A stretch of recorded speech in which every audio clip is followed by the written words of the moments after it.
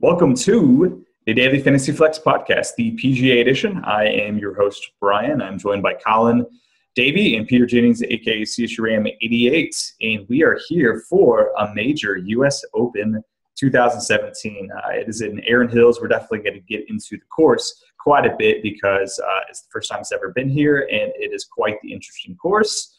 And we are just really excited. A couple just really quick show notes. We have a lot of content on the site. We're going to have a really big breakdown. We have a lot of evergreen and strategy pieces. And then, as usual for a major week, we are going to do a live show where we walk through the models. We walk through a bunch of interesting stuff, line movement. We'll definitely check weather and take your questions. As always, that is going to be Wednesday at 8 p.m. Eastern time. Definitely join us then. Again, I'm joined by Colin and Davey. Pete, what's going on? Oh, man. You know what I love about the results last week and the most is I think Francesco Molinari did exactly enough to neither confirm nor deny my hot take that he, in fact, That's true. That's true. Exactly in the middle where it leaves ambiguity. Spoiler alert, I will not be picking him this week because I'm not sure he'll be able to reach the fairway, but we're getting a little bit ahead of ourselves. But like that, I think that may be my calling card for the rest of the year, just like dying on this hill. I'm okay with that. Hey, yeah. Molinari's not a bad guy to bet on. Pete, what's happening, man? You doing all right? Yeah, doing well. Excited for the U.S. Open. I think it's interesting, curious to see the conviction that Colin has, given we don't have course history here, but definitely a strong course fit in my opinion, and I guess we can dive into that. For sure, yeah. So Wednesday's live show is going to be a little more lineup building and weather and stuff like that. We'll definitely hit on FanDuel and DraftKings, like the discrepancy in prices there. So this show is definitely going to be a little more about the course and a little more about the players. So definitely check in for the show, and we'll differentiate that. But if you're looking for those type of things, definitely Wednesday's show is where to find it. It'll just be on the site. If you come on to FantasyLabs.com, you'll be able to navigate to the show. All right, so let's jump into this. If you're curious about our thoughts about last week's tournament, we will have a video up shortly going over our lineups and thoughts there. We're going to talk right now all about the U.S. Open. As mentioned before, this is at Erin Hills. This is a course in Erin, Wisconsin. It is a brand new course. It's to the U.S. Open. And if you don't already know, we sort of teased this a week or two ago. Incredibly long, one of the longest courses in major history. It is playing 7,800 yards, which is just sort of crazy. And I think we have quite a bit to talk about here because I've seen a lot of disagreement on sort of what's important. Obviously, everyone recognizes that it is, really, really long, and driving distance is obviously important there. But also, there's some other factors that go into it. There's pretty wide fairways, but if you miss the fairway, there's really punishing about 3 foot high rough, and then there's some bunkers, and then the greens are somewhat elevated or down on a slope. So, getting some high approach shots is important. And that's sort of tough when it's so long. So it seems to be a disagreement around the industry about sort of what's important. I've heard a lot of people talk about that. Putting and approaching is really important. But I really want to talk about this because it seems like at 7,800 yards, Colin, like if we have to really just list the priorities of stats. And it seems like approaching and putting doesn't really matter if you aren't long enough, Yeah, so normally my approach for the majors when it's on a new course is just like treat it like a blank slate and don't do anything as the kind of conservative play. When I see a yardage of 7,800 though, like I don't care what's happening on the rest of the course. Like I can't imagine, just because like distance is so important to begin with, that like I don't think you can afford to not weight distance, even relative to everything else. Like yes, if everything else is hard, like you could weight certain things, but like in terms of rank order, like I'm probably just going to plug in course fit as something like Torrey Pines as a close proxy, where that like everything's like distance is going to be important, and like I think that's going to be closer to the ground truth than just like doing nothing. I think I'll probably, I'm going to do a hybrid this week where I'll zero out course history, but definitely do the fit of similar courses. Some other people try to do that for other courses. I think that's a mistake, but I don't think it's a mistake here. Yeah. So, I guess that's the question, Peter. I'm curious your thoughts on this. There's been some talk about what courses might be similar. I'm really skeptical that there is a really similar course. Chambers Bay has been the one that's been thrown out. That was the course back in 2015, and that did play long. They actually changed the yardage on it on like a day-to-day basis throughout the tournament. It got up to about 7,600, but it did play lower in like the 7,300s on Sunday. So, and just the fact that it's just a little bit different course with the wider fairways and how the greens are set up. I'm a little skeptical Chambers Bay is quite, a perfect comp because people are really throwing out like the Jordan Spieth can play here. But I'm skeptical. What are your thoughts on some similar courses? Or are you even going to look at that, Pete?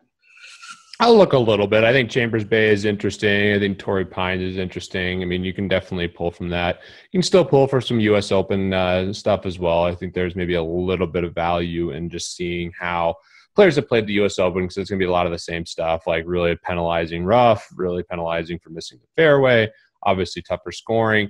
The greens here are supposed to be running very true from everything I've heard so far. So in that regard, I actually think good putters might do well here, which I'm definitely going to continue to research throughout the week. But that's one other thing I'm looking at. And then the one other thing that is definitely true is chipping and scrambling is going to be very important with the elevated greens and the really challenging bunkers. So I'm looking at that stuff, but the predominant thing that is most important for sure is driving distance. It's 7,800 yards. There's 4 par 5s. There's a par 4 that's going to be drivable. So I think, and drivable for the long hitters, not necessarily drivable for everyone. So I'm going to be paying attention big time to driving distance, and I think everyone kind of can realize that that's going to be a thing this week. Yeah, that's a good point. I meant to point that out. There are 4 par 5s, so really taking advantage of that, especially with just the scoring that we have on DraftKings and even FanDuel.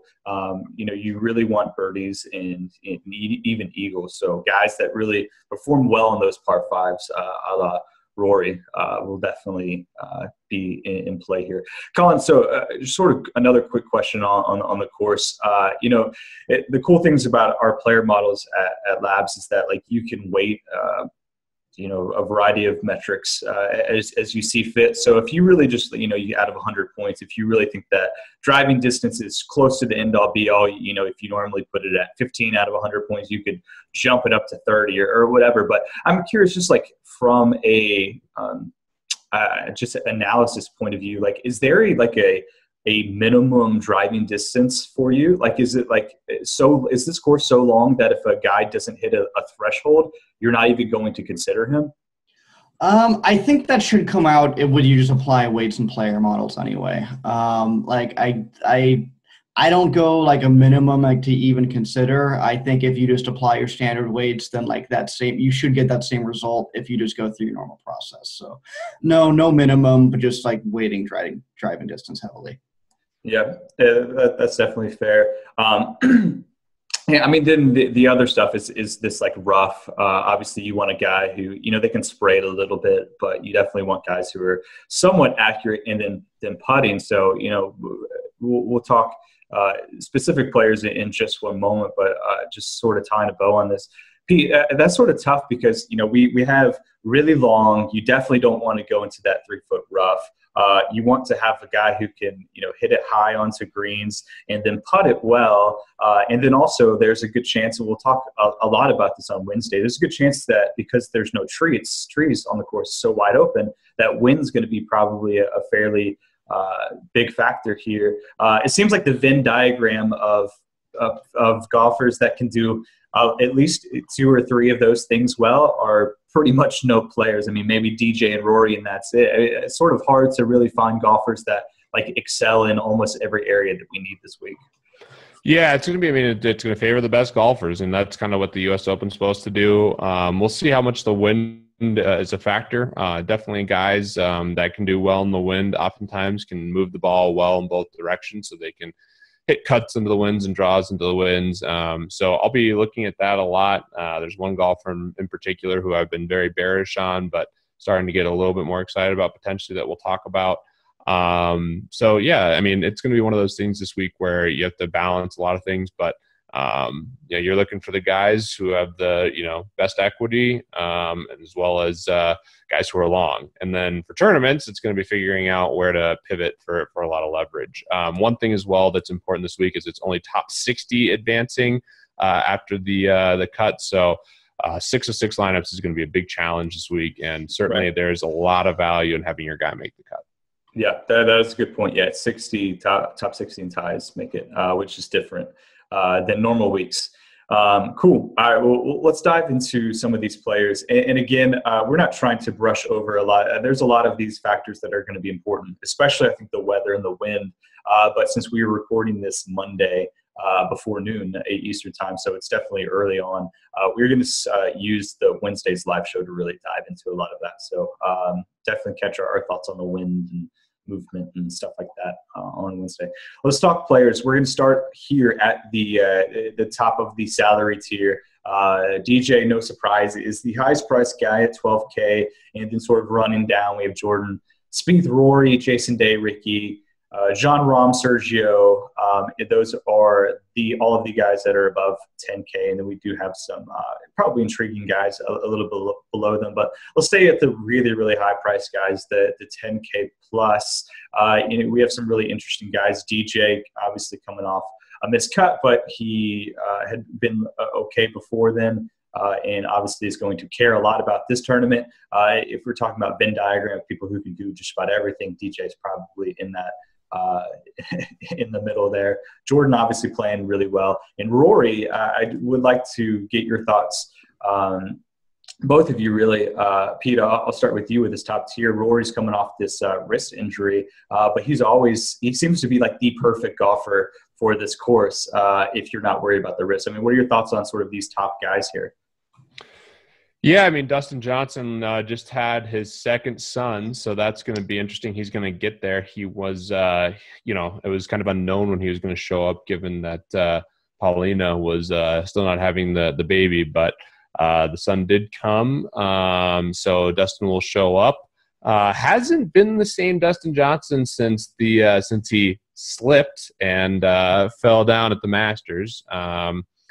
Which is interesting. There's a whole bunch of dynamics there with Paulina, given the speculation we might have around how he really got hurt. So I'm not sure what to think of Dustin in terms of how he's going to be relative to these other top guys. Obviously, he's a great player for this field. He won the U.S. Open last year. In player models, he's the number one golfer that I have right now by a decent bit. But he hasn't quite been the same, and there's a lot of different narratives around here. I think he's going to be good. I think Rory's always going to be popular among the high-stakes guys. So that's going to be interesting to navigate. Are you worried about this wrist? A little. It's more of the back than the wrist, I thought, to be honest, because he even tweeted out like, "Oh, I have this injury too."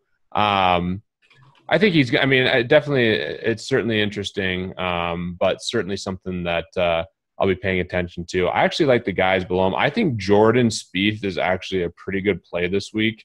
And normally I'm not on Spieth as much relative to these guys, but if I'm going to buy into these greens are running really true and that scrambling is really important, I definitely think Spieth sets up well. And I think he's going to be lower owned just because he's not as long. And obviously that's a problem. You'd rather have the guys who are really long, but I think I like Spieth for ownership relative to those other two at this point in time. But the clear-cut guy to me who has the most equity for his price in the top end is Jon Rahm. I absolutely love him this week. I think he sets up super well for him. He's very long. You can do a variety of different things in terms of shaping the ball. I think he's an elite talent. I think he's already had a coming out party, but I think he's going to be my favorite golfer in terms of equity. The issue is I expect him to be the highest owned golfer in the field. So I don't know what Colin's thoughts are on that. Because of his price? Yeah. I mean, he's just so much cheaper. I mean, it's one of those things where. Yeah, I was curious about that. I thought maybe the miscut would take him down a little bit relative to, Rory and DJ, and especially Spieth playing well. I thought that Rahm might not be the lowest guy, but the fact that you say that makes me question it. Colin, what are your thoughts on these top guys? And I'm really curious your thoughts on ownership of these guys. Yeah, I'm not really sure. Like we've seen loaded fields, so you can obviously look back at the Masters. You can look back at a lot of these tournaments and see the ownership of the top guys and see where they were relative to the field and how they've been playing to sort of get a good gauge of where it might be. But, there's just a lot of guys that are playing pretty decent right now that are all in the top tier. So I think it could be fairly distributed, or do you not think so? I mean, so the dynamic I'm really curious on now is how course fit affects ownership on a new course, right? Because normally, like, history drives ownership, and in the absence of that, I know we've talked about, like, what do you wait when you don't have history to fall back on in terms of calculating, like, equity for every player, and I think the same question applies to ownership.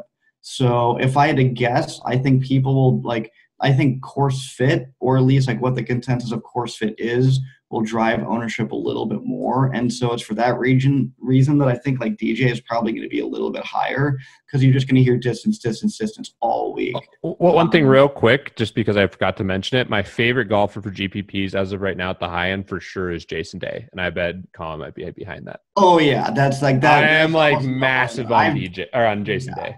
Because of the ownership pick?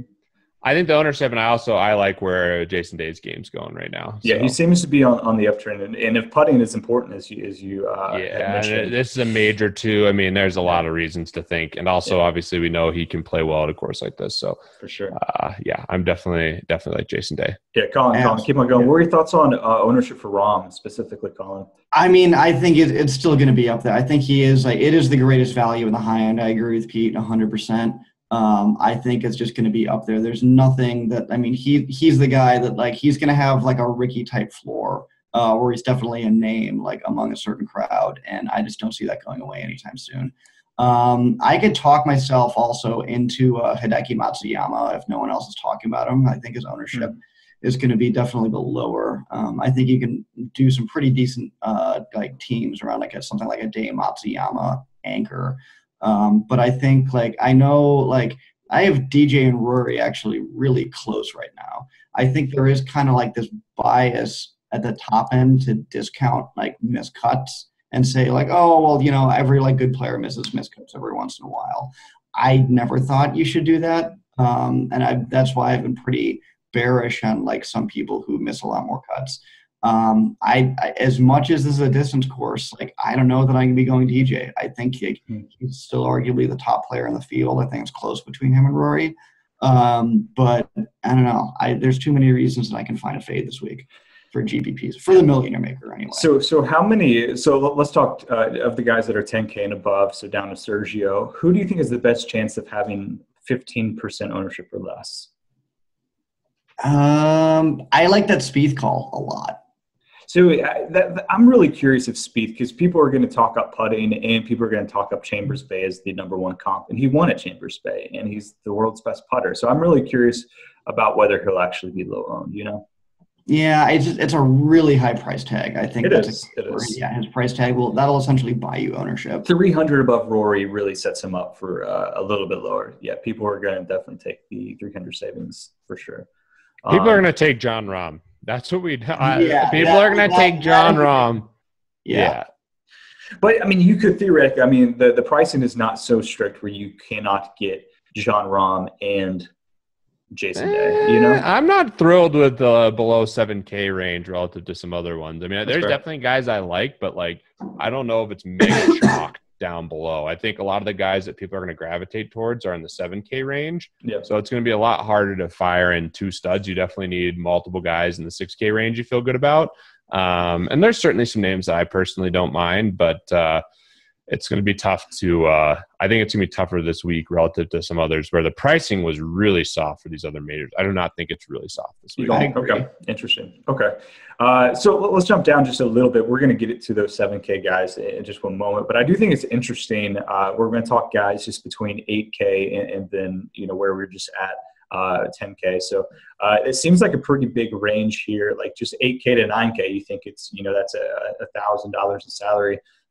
That's probably going to have a lot of golfers, but not really. There's actually only 1, 2, 3, 6. There's only 7 golfers in the 8K range. So, Colin, what are your thoughts on like those guys? Like, it seems like really loading up on the balance guys is going to be a fairly low-owned sort of strategy, because there are a lot of guys in the mid 7K range that are going to be they're probably just a little mispriced in thus popular pairs with the top guys. And the fact that there's so little, it's sort of hard to find like really great pivots other than just going in on the balanced idea.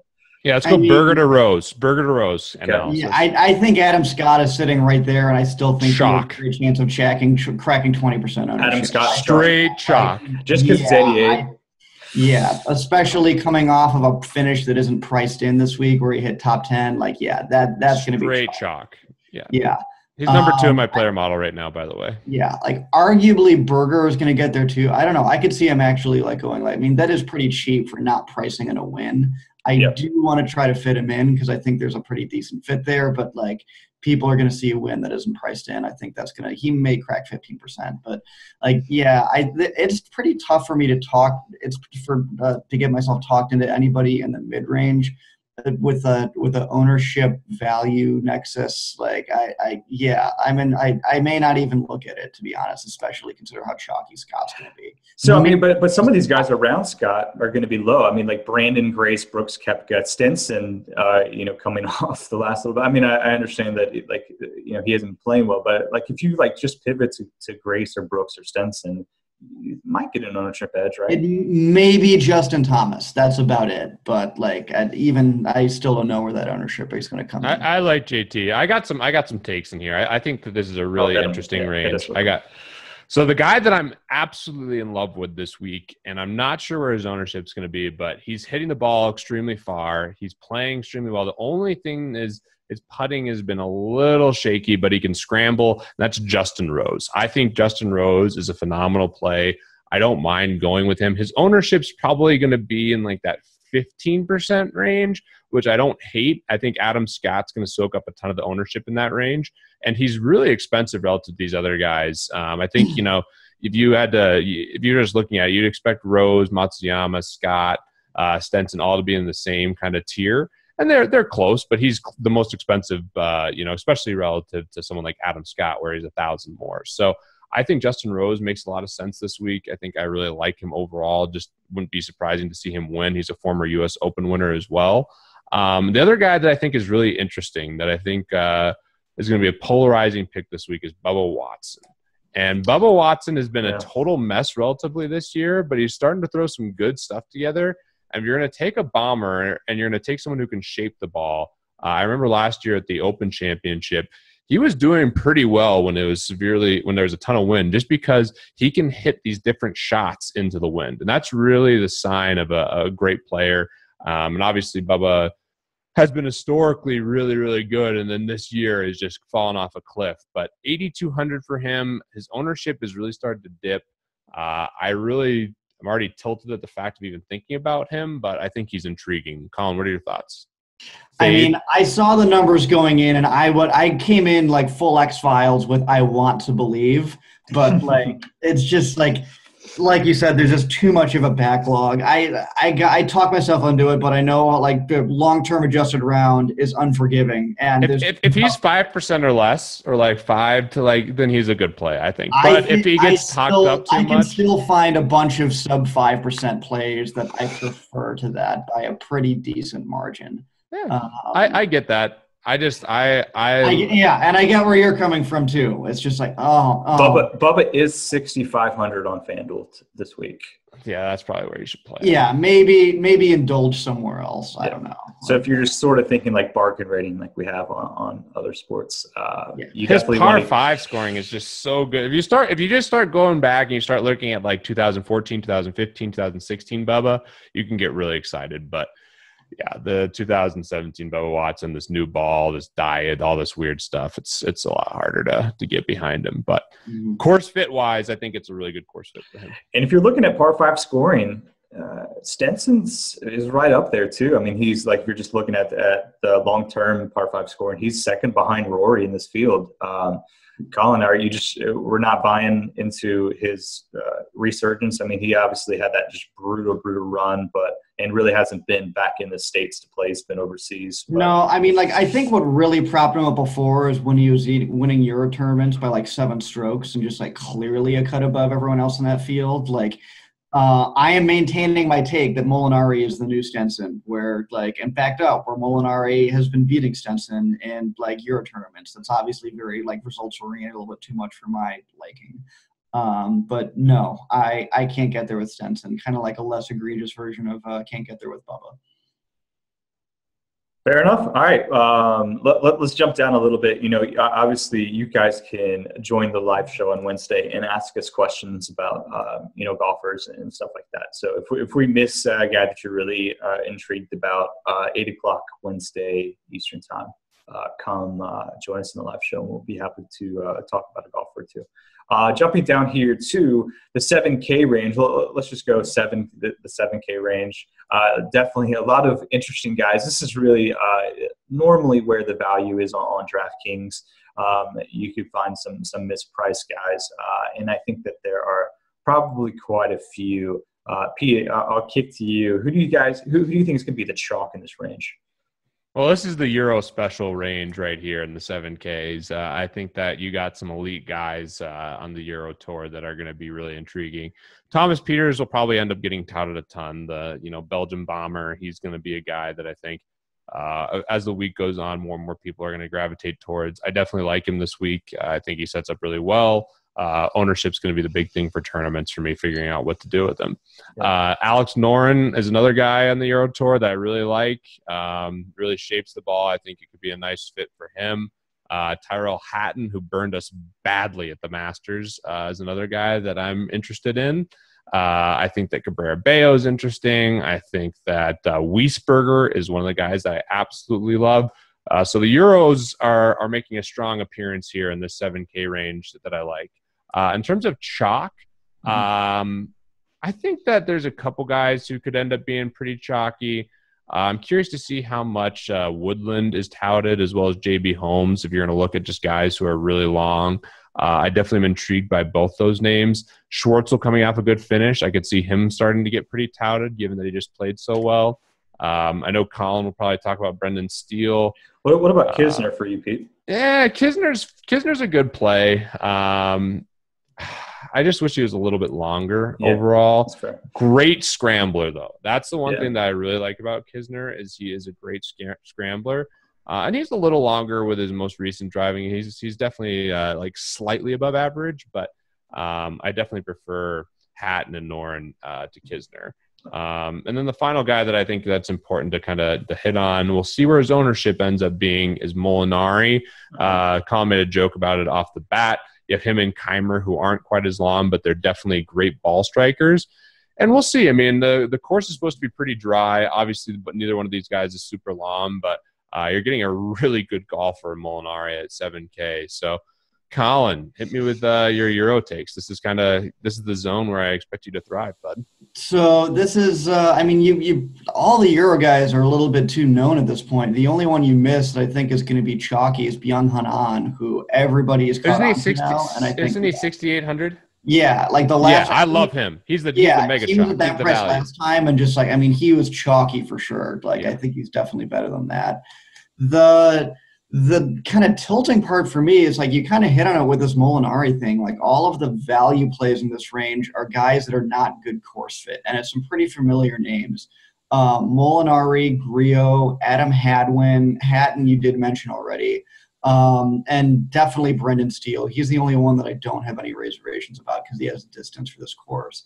But it really comes down to how good of an accuracy golfer would you take below 8,000? How good of their overall long-term adjusted round would you take for low course fit if it meant getting you like low ownership? Can you, and is there some upside? It's back to your floor question, Bryan. Like, is there some minimum distance that you have to have in order to like be able to hit? Yeah, that's the question for me this week. I'm starting off with the assumption of no. I don't know if that's a mistake. I think just there's so much variance in the sport that like we've seen distance guys like put up top fives on accuracy courses and vice versa. Like if I believe in long-term adjusted round as kind of like the kind of like the bedrock to base all these decisions off of, then like it's no surprise why people like Molinari and Pat Perez are popping really high in this range.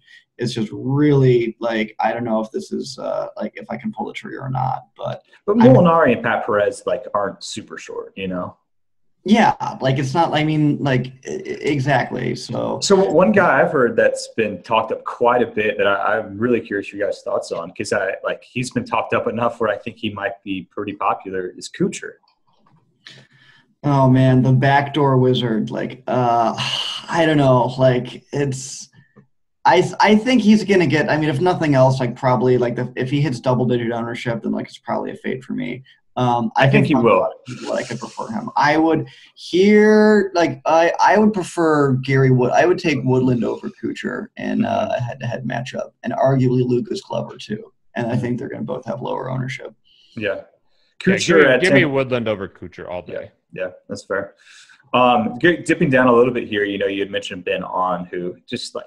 Poor guy can't buy a high salary. He's so good and just always in the 6K range. He's going to end up being chalk. Yeah, he's going to be chalk. Yeah. Other guys in this range, though, that are probably underpriced relative to their talent. I mean, Emiliano Grillo at 6'9".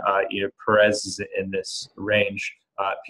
Yeah, I like Pat Perez. And sorry, I didn't even go. I thought we were just staying 7K and above. But yeah, there's a lot of guys. I mean, Lucas Glover, I think, is really interesting. If you want to take a straight bomber, Jamie Lovemark, I mean, he's a tournament special right here. I mean, he's either going to miss the cut or somehow get up there. So I love him for tournaments. Byung-Hun An, I expect to be like uber chalk. Kokrak is one of my favorite like cheap guys who, again, has a lot of upside, definitely a lot of downside as well. But in tournaments, I don't hate that. Horschel's game's really coming around, so I'm sure that people kind of flock to him if they're looking for a really cheap guy. And then, yeah, Pat Perez, I mean, I don't know why he's so cheap, but he's definitely a pretty safe play relatively. So that's kind of how I feel about the bottom range. Maybe Bradley Dredge, too, if you want to go with another Euro. But, yeah, we'll see. Yeah, so I mean, I'm really curious about what these ownership levels are going to be at. Colin, you know, we can talk a little bit about, just what the Millionaire Maker does to ownership. And I will mention now, I'll repost this on my Twitter, so if you guys want to listen to it. Pete and I last year did a podcast solely on ownership, solely on Millie Maker strategy. So definitely go check out that. But Colin, yeah, I mean, like we think that like guys that are like, you know, Pat Perez, Ben On, like the guys that like sharp DFS players know that are like severely underpriced relative to their talent. Are we sure like the public, like casual players entering the Millie Maker know who Pat Perez and these guys are? So my last point of reference was Augusta, which is kind of like the most recent like major sample, and Adam Hadwin still cracked like 20% ownership. I think, and we even talked about it afterwards. Like I think the field is getting, like, everyone is getting a little bit sharper. Okay. It's not just like pure dumb public money out there. Like there are enough tout sites out there. People know where to look. That like, I think if you treat it as like, where do you end on the spectrum? Like treat it like a dumb money tournament versus like a standard dog leg. I think if you lean more towards the latter, that's still more correct than just assuming that no one knows who my super secret like non-household names are. Fair enough. Yep. Pete, any more thoughts on like ownership and Millionaire Maker? Do you think that the field is getting sharper? It's definitely getting sharper. Got to find the leverage. And the one thing that's definitely drastically skewing ownership right now is that a lot of people are making 150 lineups now, which is obviously a really fun process. And one of the things I think is great here at FantasyLabs. But because of that, you know, ownership's really starting to focus around certain guys. So I do think people are getting sharper, and it's definitely one of those things where you have to be really cognizant of who's being touted. And that's really going to be the key as we get farther into the week, is trying to get a gauge of where people are going. And there's going to be some easy fades here, especially as we get some big influencers talking up certain guys. Yep, and we do have projected ownership in the models, but that will change throughout the week as we have inputs, line moves. We have some line movement. We have sort of just the industry buzz around people. So Wednesday, I think, will be a good live show to talk about ownership, our projected ownership levels, and where we want to really take some stands. So we're going to end it here. We're definitely going to we got to pick winners. No, let's do that on Wednesday. You think? Oh, I think we can pick winners. We now. can do both. Come on, let's get the first and one. then you might be able to change your mind. So yeah, let's pick winners on here on Monday. All right, I'll go last. First. Okay. All right. You want to go first or second? I'll go second. Okay. I will take DJ. All right. I'll go. I'm gonna go Rory. I'm going with that conviction. I'm going Jason Day for the last one. And yeah, I like that. What's our cutoff? 9K? Let's go 9K. Yeah. Adam Scott. It's too easy. Yeah. Going third was so nice. Oh man. All right, so back to me under 9K. Adam Scott's so good. Did either of us get Daniel Berger last week? Did someone get Daniel I don't Berger? think he was 9,300. I think he. Oh yeah, he just missed. Okay.